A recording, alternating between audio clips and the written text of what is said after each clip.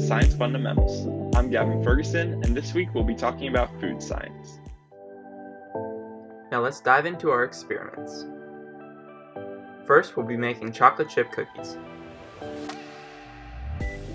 Start by preheating your oven to 375 degrees. For our first recipe, make sure your eggs and butter are room temperature. Since we are cutting the original recipe in half to save ingredients, we will need to divide an egg in half. Do this by cracking the egg into a bowl and whisking it until the mixture is homogeneous. Divide the whisked egg evenly between two bowls. Now in your mixer, combine 6 tablespoons of sugar,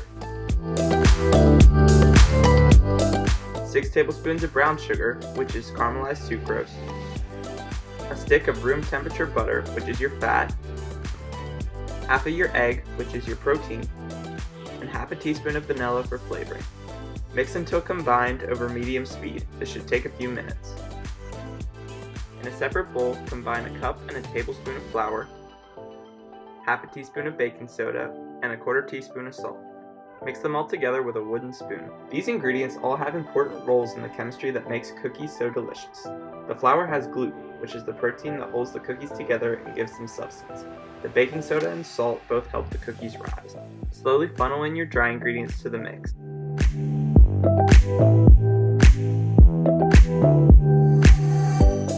After it's all mixed, add about a cup of chocolate chips. Move your dough in small balls to the cookie sheet. Bake for 8 to 10 minutes or until golden brown and puffy.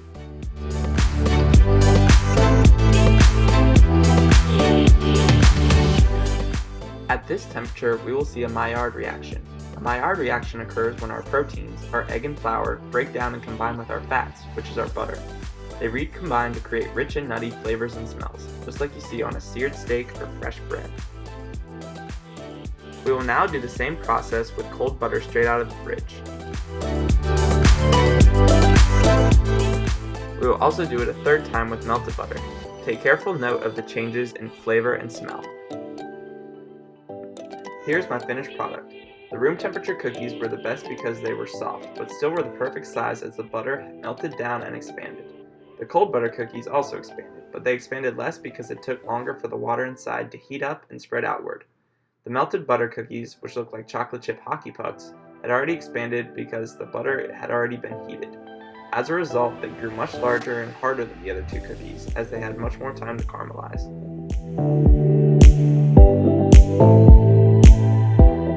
Next, we'll be making sugar cookies. Start by preheating your oven to 375 degrees so that the cookies can caramelize.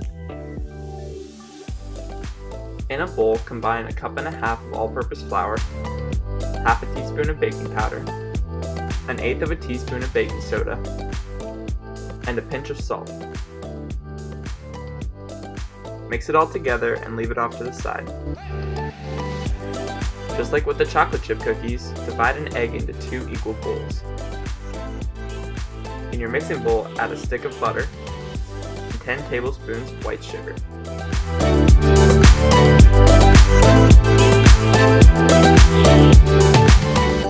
Beat it together on high speed for a few minutes. After they're beaten together, add half your egg, half a teaspoon of vanilla extract, and a dash of almond extract. Mix until combined and scrape your mixer off with a plastic spatula. Gradually add in your dry ingredients until your dough is formed. As we mix in the dry ingredients, the gluten stretches out and starts to begin to form networks. This is what gives the cookies substance. Move your dough in small balls to a lined baking sheet. Flatten your dough somehow. I did it like this. Sugar cookies won't rise as much as chocolate chip cookies do because the butter will coat the gluten and prevent it from rising dramatically. Add some sugar on top of the cookies. Put your cookies in the oven at 375 for 10 to 12 minutes, depending on the texture you prefer. This is the perfect temperature to cook cookies at because caramelization and the Maillard reaction both take place above 350. Now we're going to repeat this process using brown sugar instead of white sugar. Brown sugar is more optimal for baking as it has both glucose and fructose, which create complex flavors via the Maillard reaction. Now put your second batch of cookies in the oven for 10 to 12 minutes. As you can see, the brown sugar cookies on the left had a deeper, richer color than the white sugar cookies. This is because caramelization took place to a greater extent with the brown sugar and created tastier, richer flavor and texture. Next, we'll be making apple pie. Start by adding a cup and a half of flour to a food processor, a teaspoon of salt and 2 tablespoons of sugar. Process until combined. It should be a few short pulses. Add a stick and a half of cold chopped butter and half a cup of cold vegetable shortening. Using multiple fats allows us to use the texture of the shortening and the flavor of the butter. Blend until it's lumpy and there is no uncoated flour. Add your remaining cup of flour and continue to mix for about 15 seconds.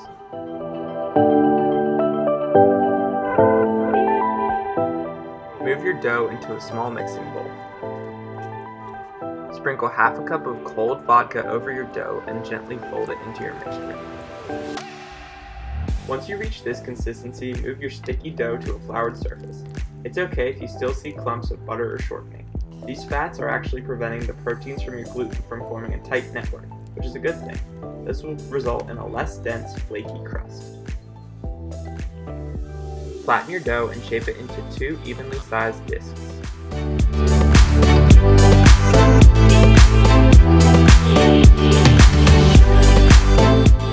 Wrap it in plastic wrap and put it in the fridge until you're ready to use, at least 45 minutes. Chilling the ingredients prevents the butter from melting, which would allow the water in the butter to interact with the gluten in the flour, resulting in a less flaky, more bread-like dough. Repeat the process, but use half a cup of cold water instead of cold vodka. Pay attention to the differences in texture you see. To start on the filling, wash 10 to 12 apples. Peel and core them and cut them into thinly sliced pieces. After you've cut half your apples, add a tablespoon of lemon juice. In a separate bowl, add half a cup of packed brown sugar, half a cup of white sugar, 3 tablespoons of all-purpose flour, a quarter teaspoon of ground ginger, a quarter teaspoon of ground nutmeg, and 1 teaspoon of cinnamon. Mix it all together and pour it over your apples. Toss them until they are evenly coated. The brown sugar will help caramelize the inside and the flour will bind it all together. Now roll 1 piece of crust flat and put it over your pan. Poke small holes in the bottom to keep the crust together. Add your filling as evenly as you can.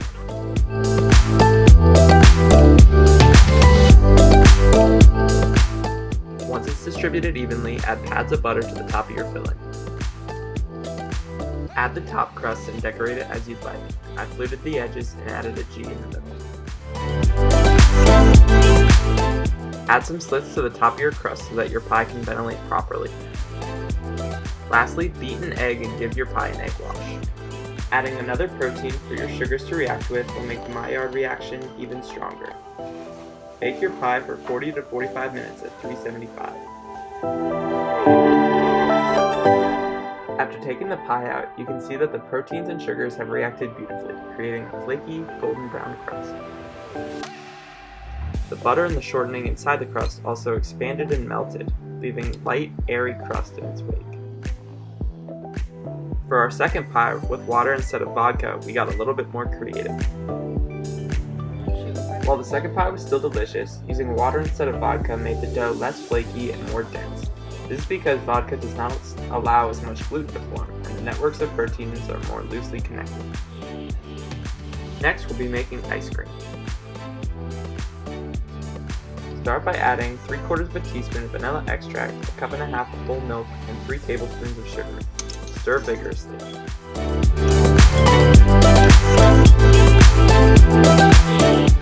Divide your mixture evenly between 3 small bags.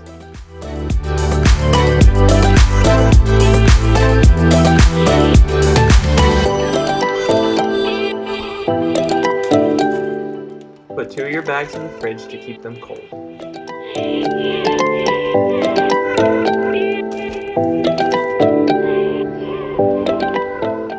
Place about 4 cups of ice into a large Ziploc bag. Now add half a cup of table salt to your ice. Put your cream mixture in the ice bag and shake for about 5 minutes, checking incrementally to see your progress. Make sure you're wearing gloves as the bag will get really cold. The dissolved solutes of your mixture lower the freezing point of your milk, and the salt lowers the freezing point of the water ice. This is called a freezing point depression. After the 5 minutes are up, take your mixture out of the ice. Take note of the taste, texture, and consistency of your ice cream.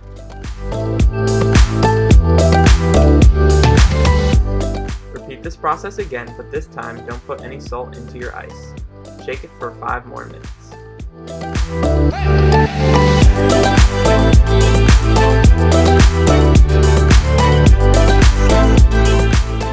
After the 5 minutes are up, you'll notice that it's not frozen, but instead your mixture is frothy and still liquid.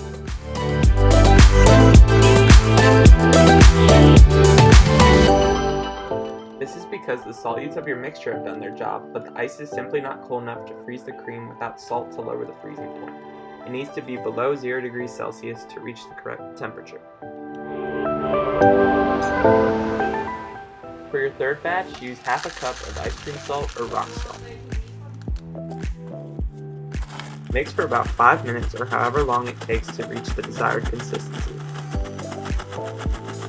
It took me about 45 seconds less because the rock salt reacted more quickly.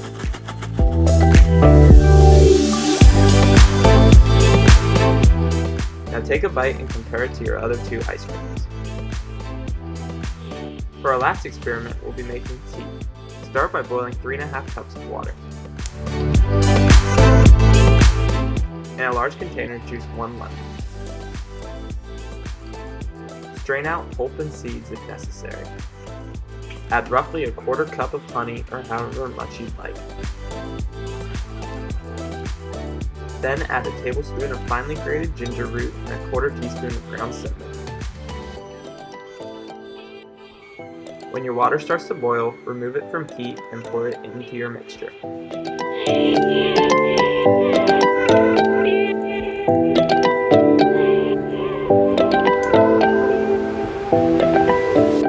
Cover it and let it sit for 5 minutes before straining and pouring into a coffee mug. The boiling water brings out antioxidants from the ginger and cinnamon that are beneficial for health, including protecting cells from damage from free radicals and cancer.